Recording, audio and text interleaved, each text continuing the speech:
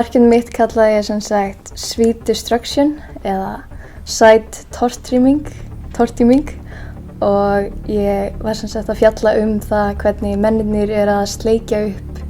auðlindir jarðarinnar og fegurð hennar og ég bjó sem sagt til svona hálfgerða húmoríska viðlíkingu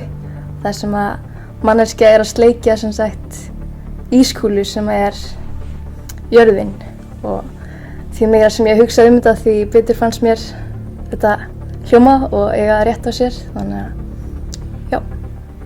Ég lærði dálítið inn á heimsmarkmiðin, ég var ekki búin að kynna mér þau rosa vel miður, en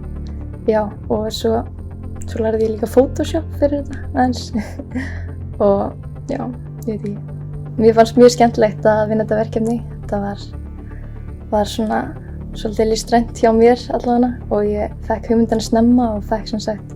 mömmu mína sem módel og bróður minn hjálpaði mér svo við eftirvinnsluna, þannig að þetta var mjög svona fjölskylduvænt og skemmtilegt og ég bara mæli með fyrir alla að taka þátt eða þú ert með góða hugmynd þá er þetta góður svona vettvangur til að koma inn á framfæri.